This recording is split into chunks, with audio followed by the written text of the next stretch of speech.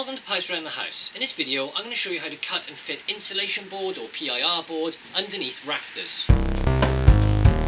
So to cut the insulation there are specific tools you can buy, but I find the best tool for the job is an old blunt handsaw. Then you're going to need some sort of straight edge. That can be a long straight piece of wood, or I tend to just use my spirit level. You'll need a measuring tape for measuring out the board. You want some sort of pen for marking out the insulation board before you cut it. You're going to need some aluminium tape for taping up the joints later on. Some expanding foam just to fill some of the small gaps if you have any before we put the tape on later. And something that's very important when you're doing this is a good mask. Make sure the mask that you purchase has the appropriate filters inside to deal with the insulation board. The filters in this particular mask is for fine dust and particles including asbestos, so this one's perfect, and you can buy this from Screwfix on offer occasionally for about £17.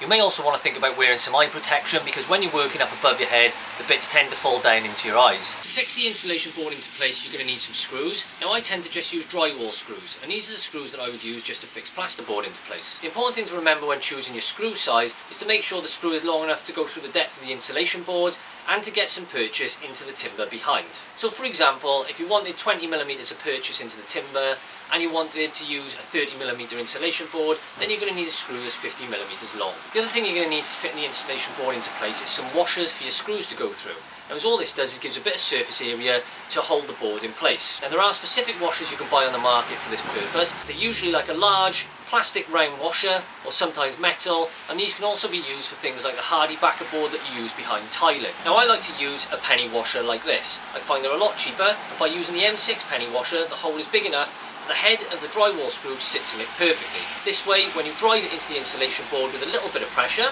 it sinks below the top of the insulation board, meaning nothing is protruded out, so that when you put your plasterboard over the top it's not going to stick into the plasterboard. So for this example I'm just going to do this little triangular section here, and obviously how you want to measure it is up to you, but I just use a measuring tape, or sometimes if it's a smaller piece like this I'll fit it into place and sort of mark it out with a pencil.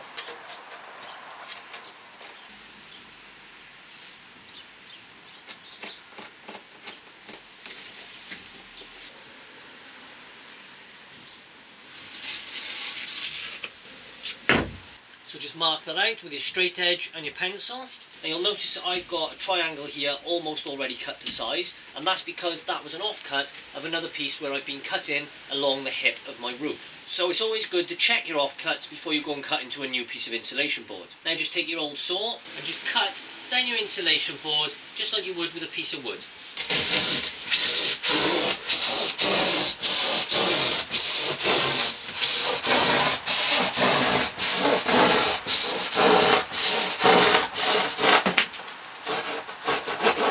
Sometimes you'll notice if you're using a saw and come into a thin section like that, you won't always get it right down to the point.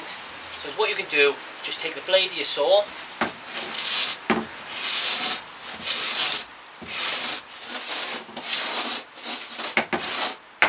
run it up and down like that. Although it is a bit messy, so make sure you've got your mask on. Just to point out, if you're cutting thin insulation boards, you can also do that using a knife, and I've covered how to do this in another video. A link to that video will pop up on the screen now, and I'll put a link to that video in the description section below. Anyway, back to the job in hand. So now I'm just offering this back up, and I need to trim it down here.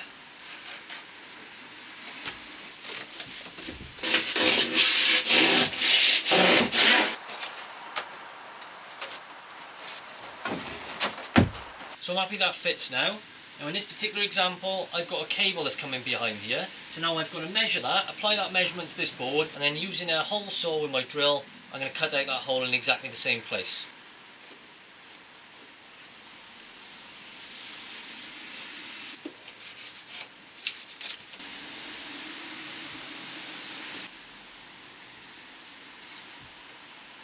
This is just a standard hole saw that you use to cut out plasterboard or bits of wood. It works fine on this board as long as it's thin enough. You might have to go from both sides if you've got a thick piece of insulation.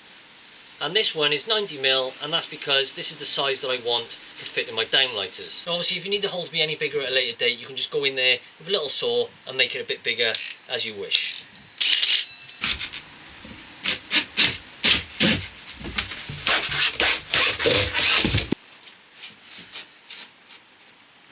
Is perfect. Lovely. So the next thing to do, get your penny washer, place your drywall screw through it like that, and get yourself an impact driver, and we'll fit that into place now.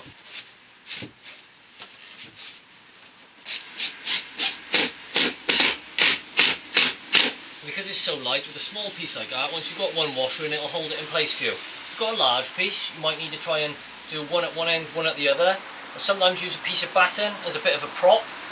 Failing that, you're going to need someone to help you just to hold it in place, but there's no weight in these at all really.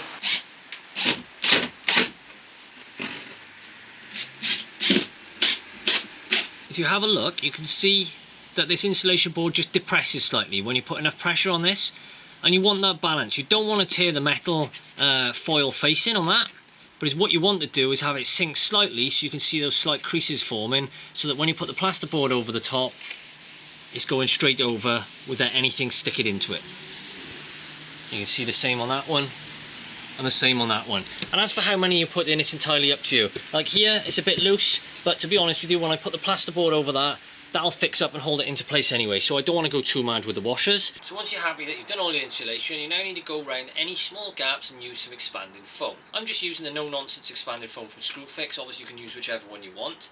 This one is the gun grade, which means that this gun will screw on the top. You can also get ones that will squirt straight from the can without using the gun. However, for doing small gaps like insulation, I wouldn't recommend that, because you've got no control over the nozzle and it will just tend to explode out and you'll have way too much in the gaps and your bottle will be used up in no time. By using the gun, you can just squeeze it in, and by using this nozzle on the back, you can control the amount that you put into the small gaps, and I'll show you that now. Just give the can a good shake, then turning it upside down so there's always pressure on the gun.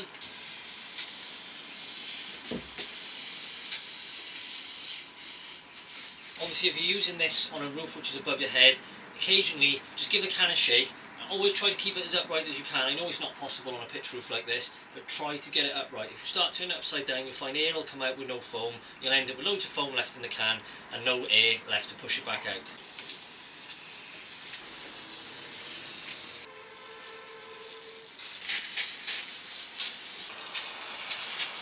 So once you've filled all the gaps and you're happy that all the expanding foam is in place, you're going to have to leave that now until it goes off hard, which will probably take about an hour or so. You've left it for an hour or two, it's gone off, we're ready to trim it back now. And we do this simply using the same handsaw we were using to cut the insulation.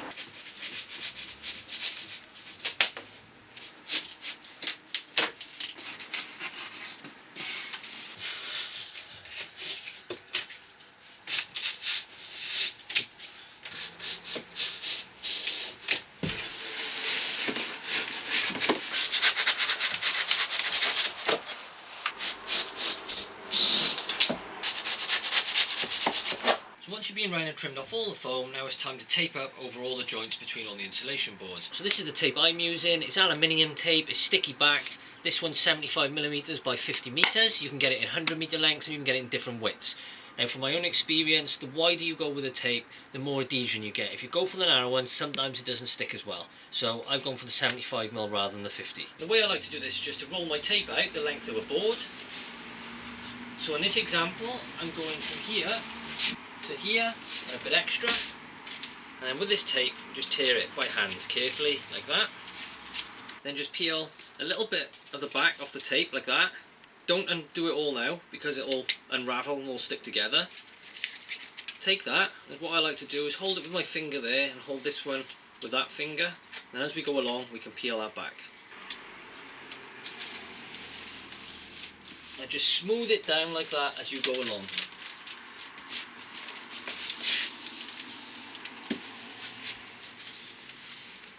And you can see by keeping hold of that with this finger there, as I pull this tape, I'm just rolling this finger back across that tape by there, so it's peeling as I go along, and then just flatten out as you go. Then just move your finger a bit further up if you need to, like that. Making sure obviously that your tape is as central as it can be over the joint. You want an even amount of tape either side.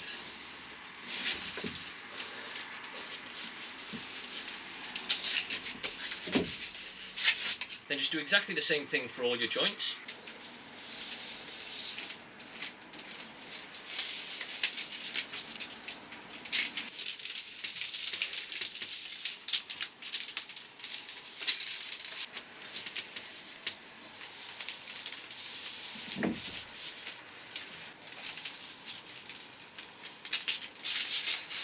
You can see now everything's taped up. All you can see is insulation now, other than down on those cheeks. So that's pretty much it. So there we go, that's job done, and hopefully now you can see this is a simple task that anyone can do. If you're interested in any of the tools or the products used in this video, I'll put links to those in the description section below. If you found the video useful, then please give it a like, and don't forget to subscribe to my channel and press the bell icon for regular notifications. I've been Pipes Around the House. Ta-ta, farewell.